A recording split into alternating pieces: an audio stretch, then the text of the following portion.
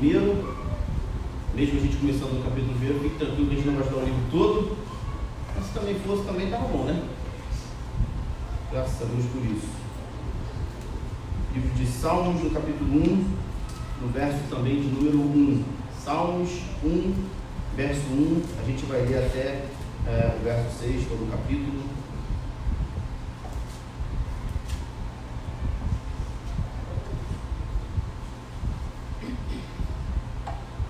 Se encontrou aí, diga amém.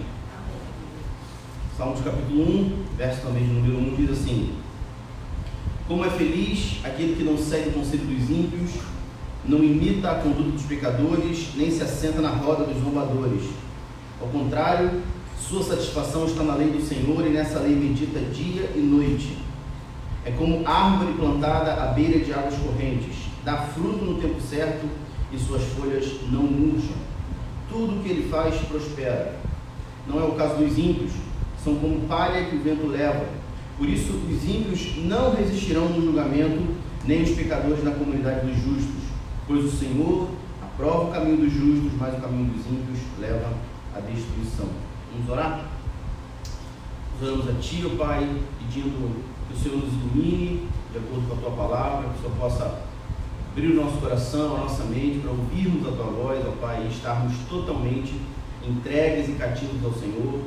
Perdoe, Deus, os nossos pecados, as nossas falhas. Nós oramos para que o Teu Espírito Santo fale ao nosso coração nessa manhã, para que possamos ouvir a Tua voz, para que a Tua palavra, Pai, seja exposta de maneira clara, de maneira compreensível, para que saímos daqui, ó Deus, preenchidos, edificados pelo poder que só a Tua palavra tem, ó Pai. Fala conosco nessa manhã, expõe a Tua palavra, Deus, às nossas vidas, ao nosso coração. Esse é o nosso desejo, em nome de Jesus.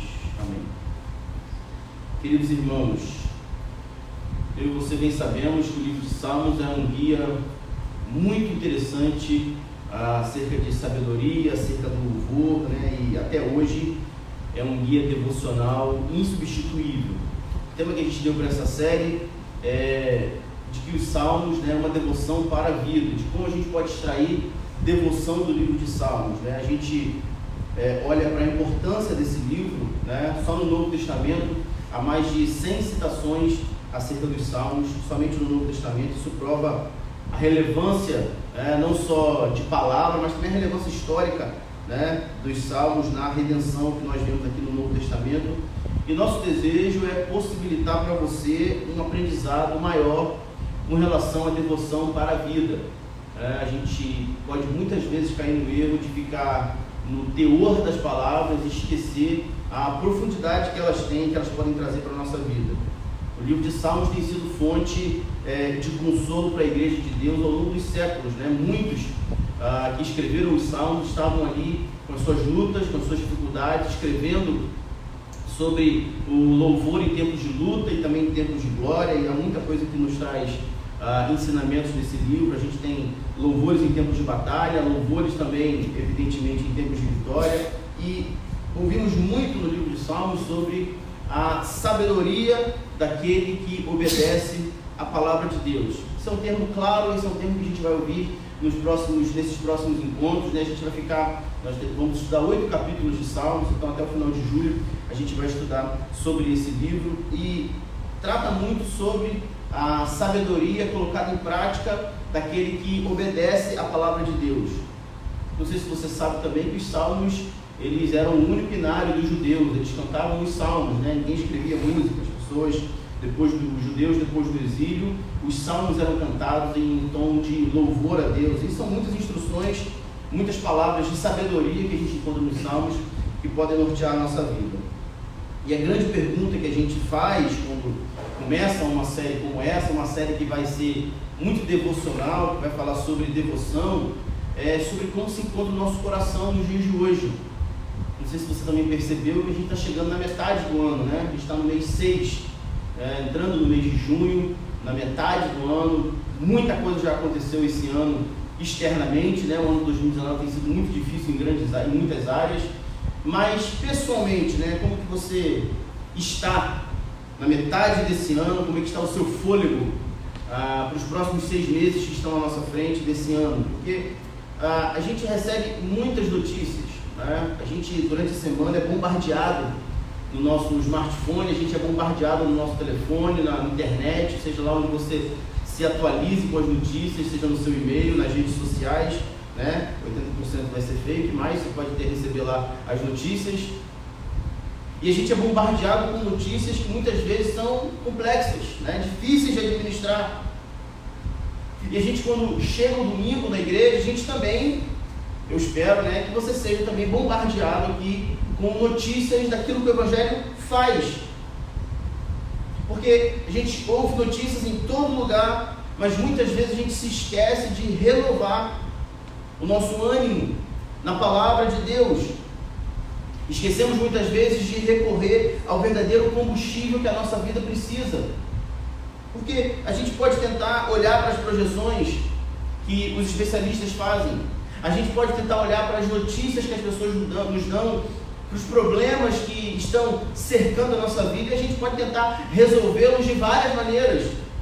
A gente pode tentar resolver de muitas maneiras as questões que chegam à nossa vida. Portanto, no entanto, se a nossa vida não estiver olhando de fato para a lei de Deus, para a lei do Senhor, para a sua palavra, que tipo de decisões nós iremos tomar se os nossos embasamentos não estiverem em Cristo?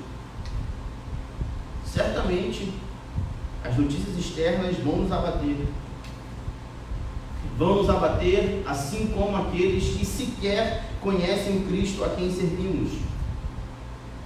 Nessa passagem que nós lemos, primeiro capítulo de Salmos, nós vemos aqui um chamado Salmo de instrução. E ele nos instrui na maneira que eu e você devemos levar as nossas vidas. Ele nos instrui acerca do bem ou do mal que deve ser feito. Ele fala sobre um caminho que pode ser trilhado em direção à felicidade, porque em tempos de notícias complexas, em tempos de crise, em tempos de adversidade, são os tempos que nós vivemos, precisamos saber, se faz necessário saber qual o caminho que nós vamos trilhar. Qual o caminho que nós vamos trilhar?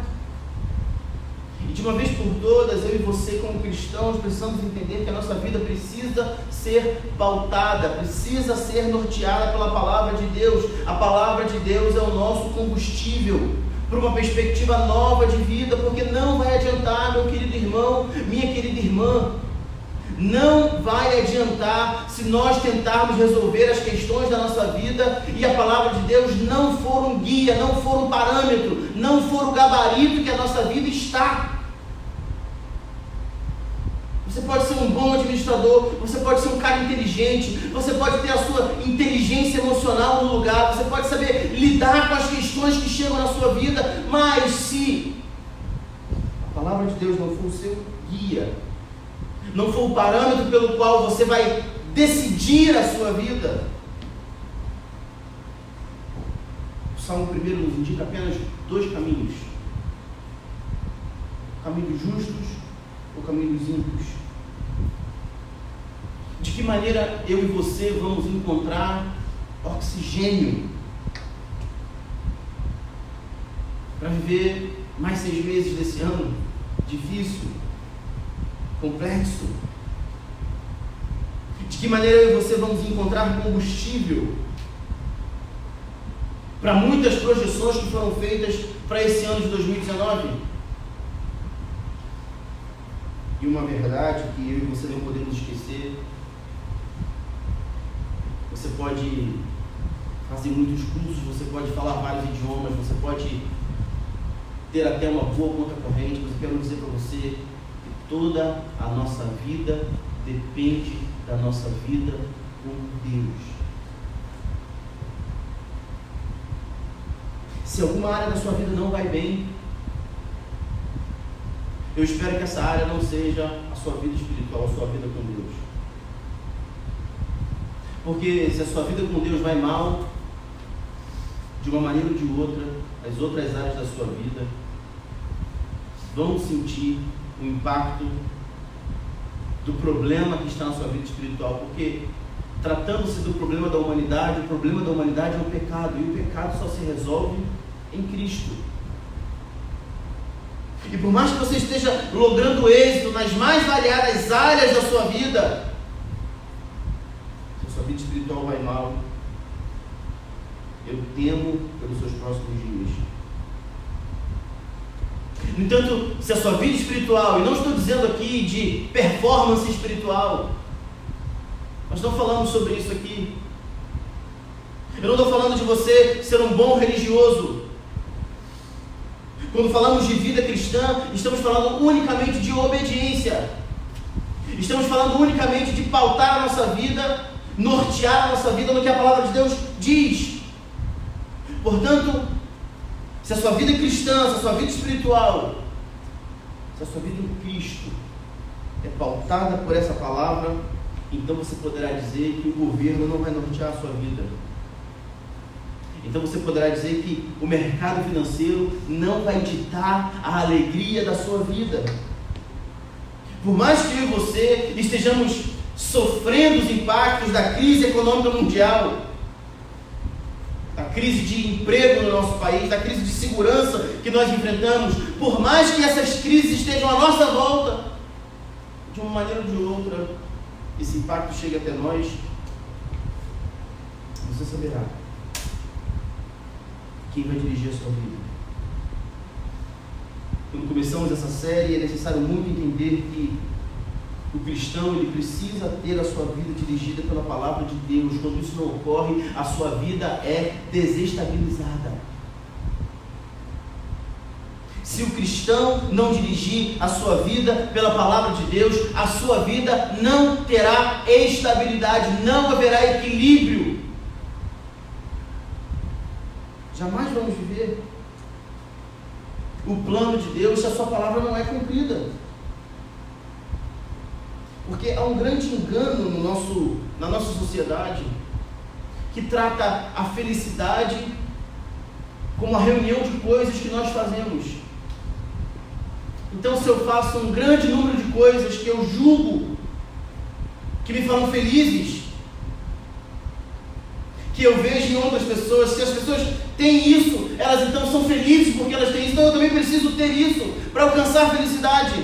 Um grande erro na nossa sociedade de achar que a felicidade é a reunião de coisas que nós fazemos. Porque quando olhamos na palavra de Deus, a felicidade também é a reunião de coisas que nós deixamos de fazer, daquilo que evitamos. O Salmo 1 que nós lemos, ele nos diz aqui que vamos precisar deixar de fazer algumas coisas para sermos também bem-sucedidos.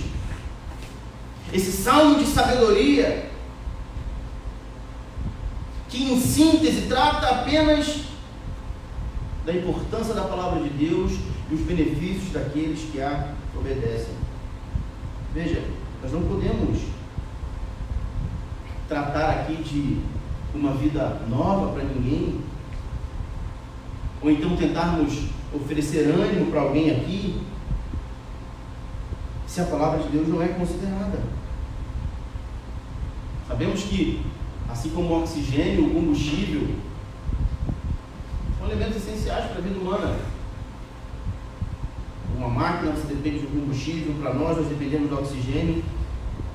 E esse salmo está nos trazendo exatamente isso, dizendo que a palavra de Deus é um elemento essencial para a vida do cristão, para aquele que deseja uma vida bem-sucedida. Agora, ser bem-sucedido na Bíblia não é ser bem-sucedido nos padrões desse mundo. São padrões totalmente diferentes. A questão na nossa vida, muitas vezes, não é simplesmente a presença do inimigo, mas por muitos casos, o maior problema que nós encontramos é a ausência de Deus.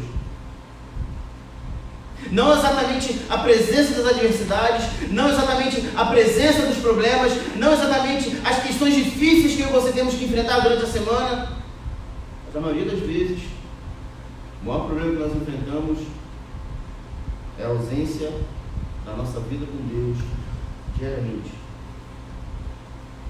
Se você olha para dentro da igreja, a igreja está cheia de pessoas que estão aqui procurando respostas. Muitas pessoas que vêm à igreja, isso não é uma crítica de maneira nenhuma, mas na procura por respostas, muitas pessoas vão esbarrar numa barreira. Na barreira da obediência. As pessoas procuram respostas, mas não querem caminhar dispostas a obedecer. O Evangelho não é um jogo de troca, mas a Bíblia sem prática é apenas um livro. O salmista diz no Salmo 119, verso 11: guardei no coração a tua palavra para não pecar contra ti. E esse versículo parece simples, porque a gente está sempre ouvindo a palavra de Deus, seja no trabalho, no ônibus, no carro, nos cultos. O salmista fala de guardar, fala de consolidar. Saímos daqui para consolidar aquilo que ouvimos. Eu acredito que você já sabe que fé sem prática é mera religião. É uma religião como qualquer outra. O grande desafio que eu e você temos é associarmos a nossa fé ao nosso padrão de vida.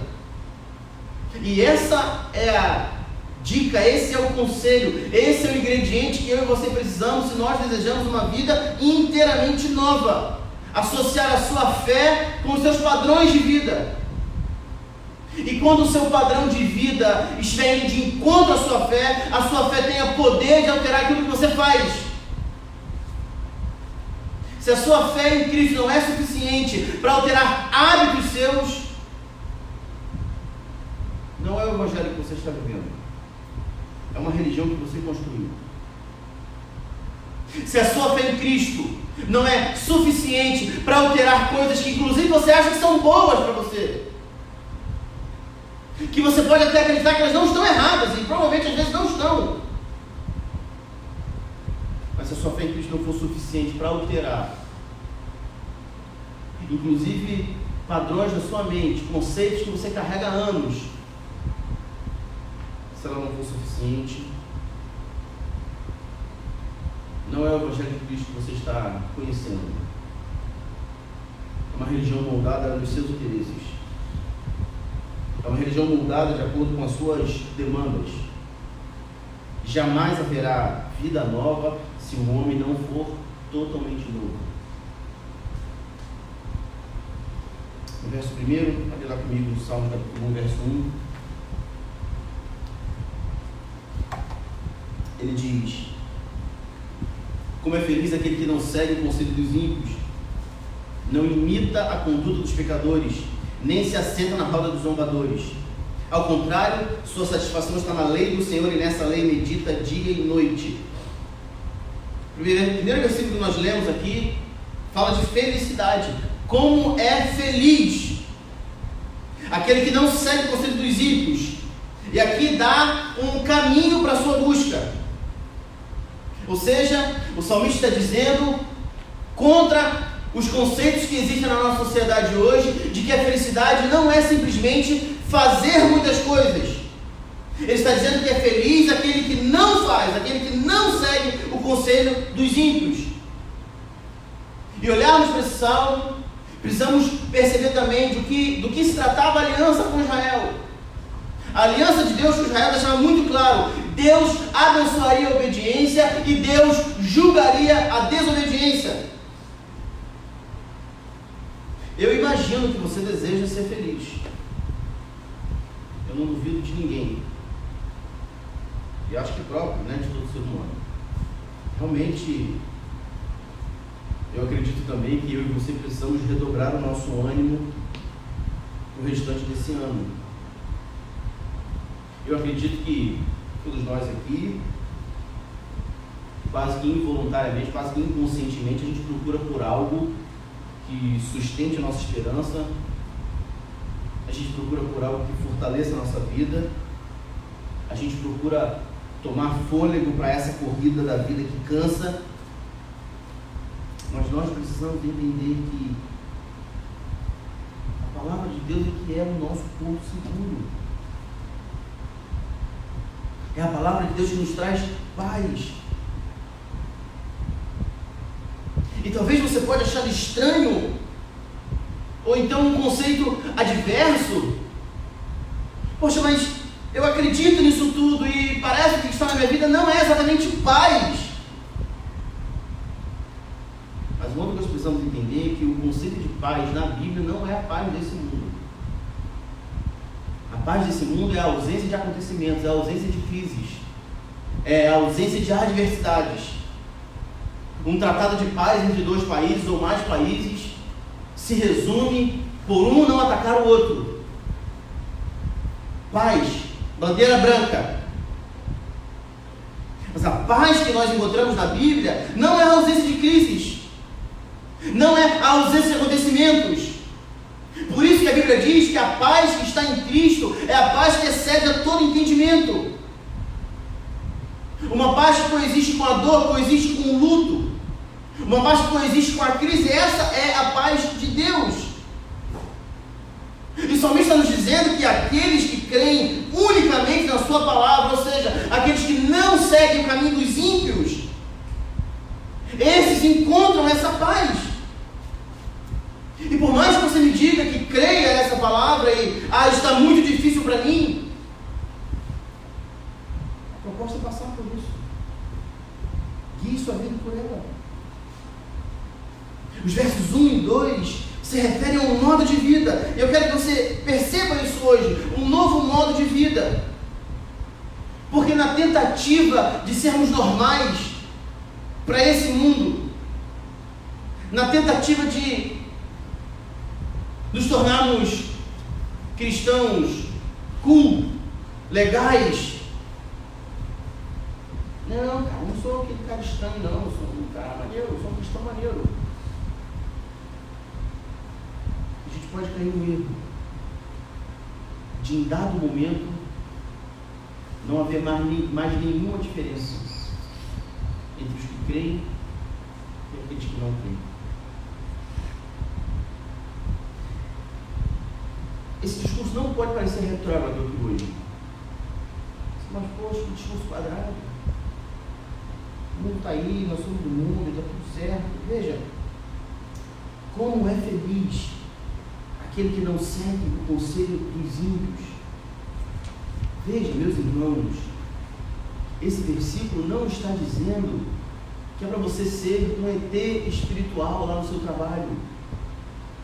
Para você falar da igreja, da Bíblia, de Cristo, o dia inteiro, toda hora, sem parar, 24 horas.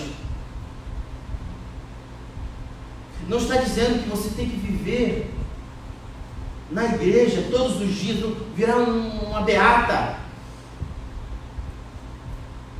Esse versículo é tão claro. Veja, como é feliz aquele que não segue o conselho dos ímpios. Grande problema é que o cristão, quando sai da igreja, quando vai para o mundo, vai para o seu trabalho, vai para a sua casa, vai para a sua vizinhança, vai para os seus afazeres, o que parece que dirige ele não é o conselho de Deus. Esse é o grande problema. Ele diz, esse não imita a conduta dos pecadores. E por muitos anos, esse final do versículo 1 foi compreendido de maneira totalmente equivocada. Quando se lia, nem se assenta na roda dos zombadores, as pessoas acreditavam que ele jamais poderia estar num grupinho de conversa com pessoas que não são cristãs. Ele acreditava que jamais ele podia encontrar, ficar, passar tempo, perder tempo com pessoas que têm uma fé diferente da sua. Sempre no Antigo Testamento, quando haviam refeições juntas, que é essa roda que se refere a uma roda de refeição. Então, você não passa com pessoas não crentes, né? Se estiver pagando, então, é melhor ainda. Mas a ideia de uma refeição no Antigo Testamento era uma ideia de comunidade, era uma ideia de intimidade. As pessoas que sentavam juntos na mesma mesa, essas pessoas estavam comungando a mesma fé, essas pessoas tinham os mesmos princípios. É disso que o salmista está dizendo. Não estou dizendo para que você seja um ignorante espiritual desse mundo. Mas o grande desafio, meus irmãos, que nós temos é de encontrar cristãos que sejam guiados por todo o conselho de Deus. São dois modos de vida que estão aqui. Ao contrário, a sua satisfação está na lei do Senhor e nessa lei medita dia e noite. Um outro versículo que era mal compreendido.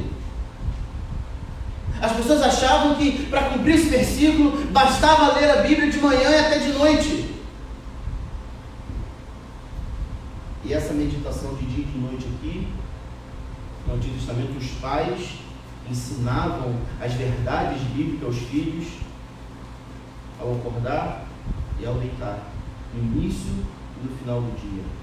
Uma ideia de algo que era completo, de que a palavra de Deus cercava-os de dia e de noite. Será essa a nossa realidade? Será que essa é a nossa realidade?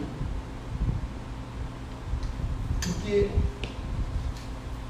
ninguém vai poder impedir das crises chegarem, das notícias virem.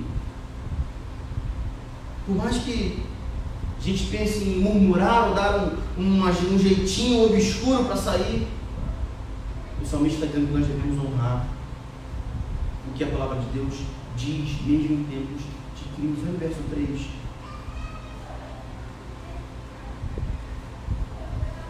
É como árvore plantada à beira de águas correntes, dá fruto no tempo certo e suas folhas não murcham. Tudo que ele faz prospera. Veja, o salmista aqui nos dá os resultados daqueles que têm a sua vida guiada pelo conselho de Deus.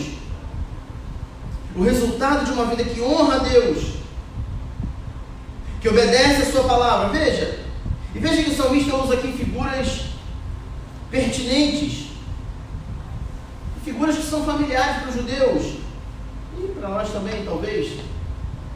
Ele começa dizendo que esse que tem a sua vida guiada pelo conselho de Deus, esse que tem a sua vida como a palavra de Deus como combustível, ele diz, é como árvore plantada à beira das correntes. Queridos irmãos, a gente pode encontrar saída em muitos lugares, mas muitas vezes a gente sai de um labirinto e entra em outro. Nós precisamos compreender que o nosso grande doador é Deus, aquele que não muda, aquele que, segundo a Bíblia, é santo, santo, santo. Em tempos como esses que nós vivemos, servir a um Deus que não muda é de fato algo consolador.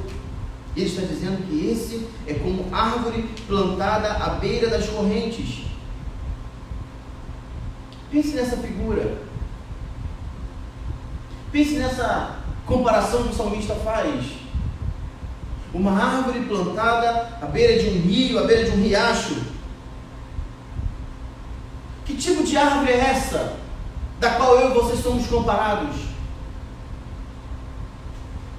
Veja, essa árvore depende de coisas externas, ela depende do clima, ela depende das chuvas, ela está ali à beira de um riacho, suas raízes são alimentadas continuamente, não depende exatamente de uma chuva, não depende exatamente de alguém que a regue, ela está ali com vitalidade. E o salmista está dizendo que esse que honra, esse que obedece, esse que vive a palavra de Deus é alimentado continuamente. É como uma árvore plantada à beira de águas correntes. Não é um lago que pode secar, é um rio de águas correntes. Ou seja, se guiarmos a nossa vida pela palavra de Deus, nós temos segurança de que o nosso alimento está guardado, segurança de que o nosso cuidado, o nosso combustível está garantido pelo próprio Deus. Isso é fato. Se guiarmos a nossa vida pela palavra de Deus, os acontecimentos externos não podem abater a nossa vida. E o contrário também é verdade. A nossa esperança não estará nessa ou naquela melhora. A nossa esperança está em Deus. E ele continua dizendo que esse dá fruto no tempo certo. Aquele cuja vida está em Deus, esse não é descontrolado. Ele dá fruto no tempo certo.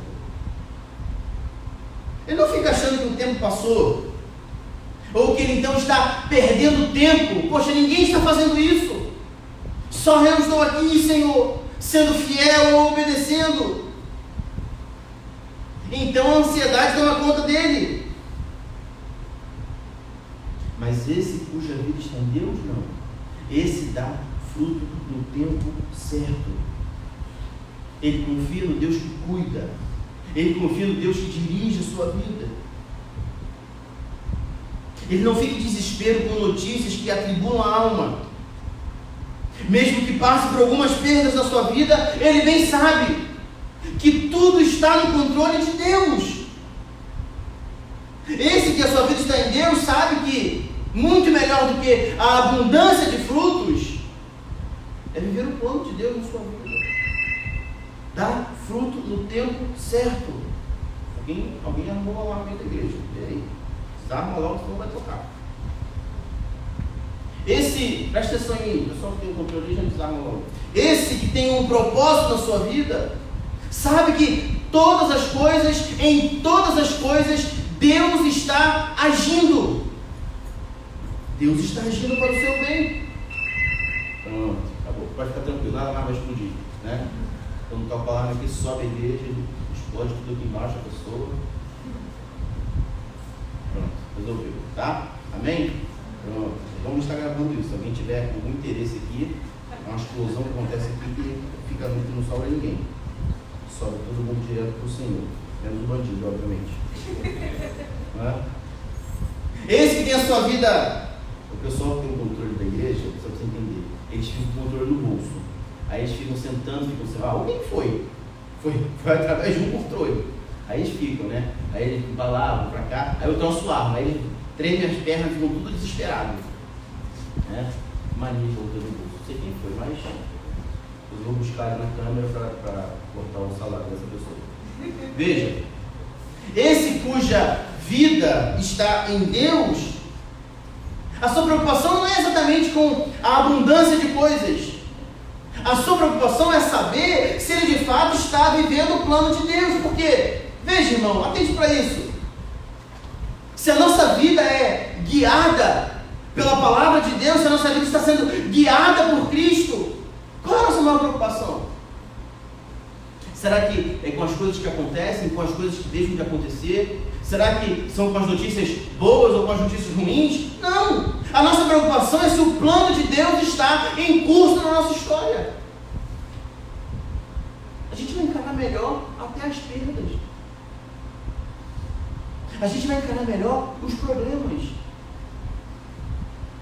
Se Deus está executando o seu plano na minha vida, de alguma maneira eu preciso compreender que o plano dele, por mais que atravesse caminhos difíceis, o plano dele é melhor do que o meu. Isso nos dará força para compreender, porque apesar do aparente descontrole do mundo que nós vivemos, apesar do aparente caos que a gente está envolvido nesse mundo, a gente sabe. E só quem sabe dessa verdade é porque guia a sua vida pela palavra de Deus. A gente sabe que Deus continua reinando soberanamente. A gente sabe que Deus está no controle de todas as coisas. Algo muito importante também que o salmista diz no capítulo 4, no verso 8, se você puder ir lá comigo. Ele diz assim: em paz me deito e logo adormeço. Tem gente que vai pular com esse versículo, né? A pessoa tão preocupada, fica pensando em 500 coisas. Em paz me deito e logo me preocupo. Tem gente que o versículo dela é esse: em paz me deito, só deitar já me preocupo, pois só tu, Senhor, me faz viver em segurança. Veja, pega esse versículo, escreve na sua testa né? Bota lá na sua televisão, bota no seu criado mudo, coloca na sua geladeira, para que você não transforme esse versículo em outra coisa. Em paz me deito, logo tenho insônia, em paz me deito, logo me preocupo, em paz me deito, já não sei mais o que fazer amanhã, em paz me deito e não consegui terminar nada que deveria fazer hoje. Qual é o seu versículo? Se fosse você escrever esse salmo, o que você colocaria? Em paz me deito e logo o alarme toca. Será que é esse? Pode ser também, né?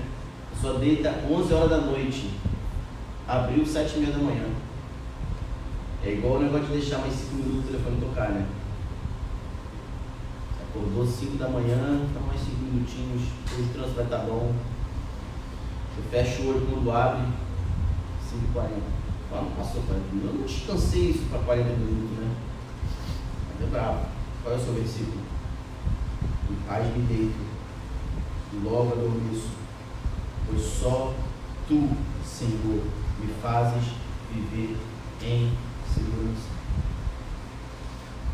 Por mais que isso não seja uma verdade para você, essa é a verdade da palavra de Deus. Viva por isso. Por mais que a primeira parte do versículo seja algo ainda complexo para você, lembre da segunda parte. Só tu, Senhor, me faz viver em segurança. O salmista continua dizendo lá no capítulo 1: suas folhas não murcham. Aqui não está falando de uma aparência física, mas está falando dos resultados. A vida que exulta de alegria, se estamos de fato em Deus. E ele termina dizendo: tudo que ele faz prospera. É evidente, irmãos, que não está tratando aqui de uma abundância material, porque para o cristão a prosperidade não é uma matéria financeira apenas. A prosperidade que nós buscamos é colocar a nossa vida na direção de Deus. O que ele quer dizer aqui é que nossas atitudes, quando são dirigidas pela palavra de Deus, nós temos êxito. Isso não é verdade, ora. Se somos guiados pelo propósito de Deus, perceba comigo, se nós somos guiados pelo propósito de Deus, não é mais uma questão de ter muito ou de ter pouco. Não é mais uma questão de ter aquilo ou não ter aquilo. Não interessa mais. É o plano de Deus que está se cumprindo. Qual é o plano que você está vivendo? É o seu plano? É o plano de quem? Se quisermos extrair devoção da nossa vida no livro de Salmos, nós precisamos começar com esse primeiro capítulo sabendo que o guia, o parâmetro, o gabarito é todo o conselho de Deus. Olha o verso 4 comigo, lá de Salmo capítulo 1.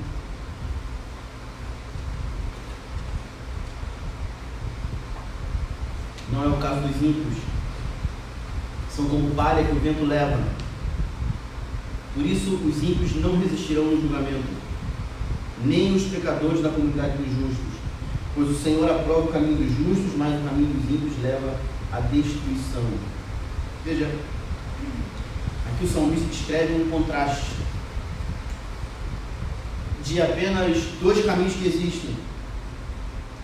E ele fala daqueles que vivem sem levar em consideração a palavra de Deus. Esse é o fim, inclusive para muita gente que está na igreja. Aqueles que estão ali antenados apenas nas projeções, aqueles que estão apenas antenados nas notícias desse mundo, guiando a sua vida por esses princípios. Veja o contraste que o salmista apresenta. Antes, uma árvore plantada à beira de um rio de águas correntes. Agora ele diz que esses são como uma palha que o vento leva, ou seja, não possuem nenhuma direção na sua vida. São guiados por tudo, pela moda, pelo mercado, pelos analistas, pela política, pelo mercado financeiro, pelas práticas do prazer a qualquer custo. Não tem destino. O que tocar, a música que tocar, ele vai dançar. Enquanto o ímpio é como uma palha que o vento dispersa, o salmista diz que o justo, aquele que segue o conselho de Deus, é como uma árvore plantada junto à fonte. Enquanto o ímpio é uma palha seca que está seco espiritualmente, o justo é aquele que tem as suas folhas exultantes, tem verdor mesmo nos tempos de sequidão, porque está plantado junto à palavra de Deus, um rio de águas correntes. Enquanto o ímpio não tem nenhum fruto que agrade a Deus, o justo produz na estação certa, no tempo certo. O ímpio não tem nenhuma estabilidade. É jogado de um problema para o outro. É jogado de um lado para o outro pelo vendaval da vida. O justo não, ele tem as suas raízes firmadas no solo da fidelidade de Deus. Os ímpios terão as suas obras reprovadas por Deus. Mas segundo o salmista, o justo conta com a provisão divina. Enquanto o ímpio busca o conselho dos escarnecedores, o justo está se deleitando na lei do Senhor. O ímpio é aquele que não vai ter assento na Assembleia dos Santos. O ímpio é aquele que não prevalecerá no juízo. Do contrário, o justo será conduzido por Deus, recebido na glória. Enquanto o caminho do ímpio vai perecer, o salmista diz que o caminho do justo é reconhecido por Deus. E por mais que eu pergunte aqui a você, qual será a sua decisão nessa manhã? Obviamente você vai falar: ah, não, é o caminho do justo. Eu não sou bobo. É óbvio. Mas aí está a grande questão que as igrejas do século atual enfrentam: a distância entre crer e viver. Um buraco existencial que há na nossa humanidade. A distância entre aquilo que falamos e aquilo que de fato fazemos. Até que nós refletimos, irmãos, sobre as nossas vidas, sabendo quem nós somos, onde encontramos o nosso prazer, onde encontramos o nosso tesouro, porque o ímpio pode até parecer infeliz, mas o seu final é trágico. Mas que você esteja logrando alguma felicidade momentânea, mas que o ímpio esteja vivendo esse tipo de felicidade momentânea, o seu final é trágico. O justo, por mais que ele passe por algumas provas, a Bíblia diz que ele é bem-aventurado. Eu posso concluir que a felicidade existe, que ela pode ser experimentada, que ela é legítima, que ela é compatível inclusive com a fé cristã. Mas essa felicidade não está no conselho dos ímpios, não está na vida daqueles que se esquecem de Deus. E por mais que você decida hoje que você quer trilhar o caminho dos justos, o caminho daqueles que seguem o conselho de Deus, para que você de fato faça isso, vai necessitar de muito mais do que uma mera decisão sua. Você vai precisar de uma nova responsabilidade. É preciso hoje, irmãos, mesmo no meio de tantas questões que possam envolver a sua vida, mas é preciso que a gente abra os nossos ouvidos. Por mais que possa parecer fatalista demais essa frase, mas o tempo está se esgotando cada vez mais. A vida está cada vez mais rápida. E alguns anos atrás eu nunca compreendia o que a Bíblia queria dizer quando os dias seriam abreviados, quando os dias passariam com mais rapidez. Eu não conseguia entender isso há 15 ou 18 anos atrás. Hoje eu tenho plena consciência do que isso significa. Parece que cada acontecimento na nossa vida, você olha para trás e fala, cara, como isso passou rápido. Como parece que a vida está passando com uma rapidez maior. É claro que, óbvio, que cada um tem uma percepção diferente da vida, né, do tempo, das coisas que estão acontecendo. Mas eu bem lembro que alguns anos atrás era muito difícil que o final de semana chegar, as coisas demoravam muito. Mas hoje a gente pisca e muitos anos se passam. E já precisa definir se isso daqui que a gente anda vivendo é sério ou se é simplesmente alguma coisa melhor que a gente encontrou. Ou se estar na igreja faz a gente se sentir um pouquinho melhor do que o restante da nossa sociedade. Eu não sou como os outros. Eu estou aqui. Eu até creio em Cristo. A minha fé não é suficiente para promover uma separação entre a minha vida e a vida daqueles que não creem. Mas eu creio em Deus. Esse é o ponto que nós chegamos no nosso cristianismo. Não, eu creio em Deus. Eu acho que é uma pessoa muito ruim a pessoa que não crê em Deus. Um coração muito ruim a pessoa que não crê em Deus. Então meu coração é bom. Eu creio em Deus. Mas essa fé não é suficiente para promover divisão. Não é suficiente para promover separação entre aquele que crê e aquele que não crê. Que tipo de cristianismo é esse que nós estamos vivendo? De um lado, não é para promover, né, castas espirituais, castas especiais na nossa sociedade, ETs espirituais onde eles andam, né? Pô, o cara tudo diferentão, né? Em vez de ser um cara mais normal e tal. É isso que a gente está falando. A gente está falando de uma divisão bem clara com relação a princípios que são aplicados nas nossas vidas. Se o princípio não é o que está na Bíblia, qualquer coisa vai nos guiar. Qualquer pessoa vai nos orientar. É preciso abrir os nossos ouvidos. A Bíblia é bem clara quando diz que aquele que tem ouvidos, ouça. Quem não tem, não vai ouvir. O salmista diz, pois o Senhor conhece o caminho dos justos, mas o caminho dos ímpios perecerá. E por mais que você acredite que essa palavra ímpio não se aplica a você, porque você está aqui todo domingo, porque você diz que crê em Deus, essa divisão que o salmista faz não tem nada a ver com vida religiosa. Ele começa o versículo 1 dizendo, feliz é aquele que não segue o conceito dos ímpios. A divisão aqui não está em onde você passa o seu domingo. A divisão aqui está em quem aplica o conselho de Deus na sua vida. Portanto, irmãos, há mais 6 meses desse ano à nossa frente. Busquemos tão somente a Deus desse ano, para que a sua graça nos fortaleça. Dedique-se à obra de Deus através da sua vida, onde quer que você esteja. Dedique-se à obra de Deus a partir desse local, a partir da sua igreja.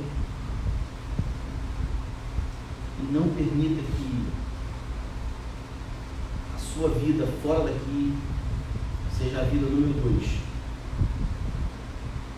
Mas sim uma vida só, íntegra, autêntica.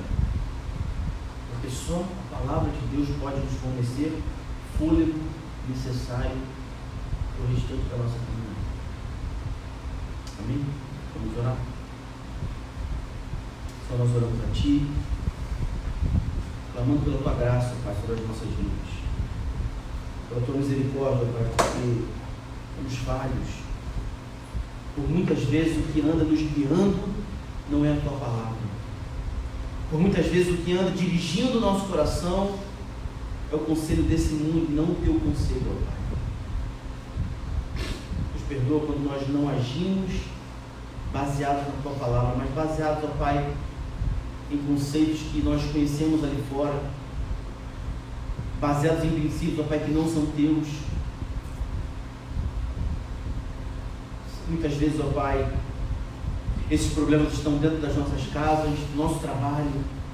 Nos ajude, ó Pai, para que o seu conselho esteja em nossas vidas, para que seja o teu princípio que possa nortear quem nós somos, ó Pai. Nos ajude, ó Pai, dando-nos a tua graça, fôlego de vida nos próximos dias. Esse é o nosso desejo, em nome de Jesus.